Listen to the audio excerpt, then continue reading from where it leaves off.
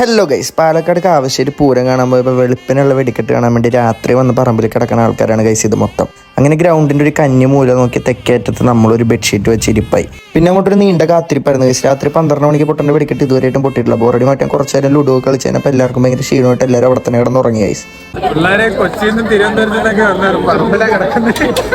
അങ്ങനെ കുറച്ചധികം നേരം വെയിറ്റ് ചെയ്തതിനപ്പോൾ ഞാൻ പോയി ഒരു ഐസ്ക്രീം കഴിച്ചു ഗൈസ്. ഇതാണ് ഗൈസ് കമ്പം. ഞാൻ ആദ്യമായിട്ട് കാണുന്നത്. ഇത് അവരവിടെ സെറ്റ് ചെയ്യണുള്ളൂ. ഇതും രാത്രി ആകുമ്പോൾ കത്തിക്കും. കുറച്ചൊന്നും മയങ്ങി കഴിഞ്ഞപ്പോൾ ഞങ്ങൾ എല്ലാവരും കൂടി എഴുന്നേറ്റ് ഈ തിരക്കിൻ്റെ ഇടയിൽ കൂടി പോണ ഈ അറ്റത്ത് കാണുന്ന ഈ സാധനത്തിൽ കയറാൻ വേണ്ടിയാണ് ഗൈസ്. പോണ വഴിക്ക് വിശന്നപ്പോൾ കുറച്ച് കപ്പലണ്ടി മേടിച്ച് ഗൈസ്. അതും കഴിച്ച് നടക്കുമ്പോഴാണ് ഈ സംഭവം ഞാൻ കണ്ടത്. ഇത് ഇവിടുത്തെ വിശ്വാസമോ ആചാരമോ അങ്ങനെ എന്തോണ് ഗൈസ്. 3 ദേശങ്ങളിലാണ് കാവശ്ശേരി പൂരം മെയിനായിട്ട് കിടക്കുന്നത്. കാവശ്ശേരി, കൈനി, വാവള്ളിയോ. കുതിര പോലത്തെ ഒരു പ്രതിമയുടെ പൊക്കത്ത് ദേവീനെ എഴുന്നള്ളിച്ചിട്ട് നേരെ അമ്പലത്തിലേക്ക് കൊണ്ടുപോയി ഇങ്ങനെ വെക്കും.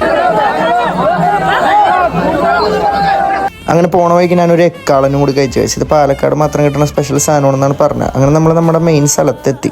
സാധാരണ പൂരപ്പറമ്പിലുള്ള പരിപാടി നടക്കുന്ന സ്ഥലത്തൊക്കെ ഉണ്ടാവണേൽ നല്ല സ്പീഡിലാണ് ഗൈസ് ഈ സാധനം പോയത്. അതുകൊണ്ട് നമ്മൾ നേരെ കുറച്ച് കാശ് വരാൻ വേണ്ടി പറമ്പ് ഗ്യാമ്പിളിങ്ങിലേക്ക് ഇറങ്ങി.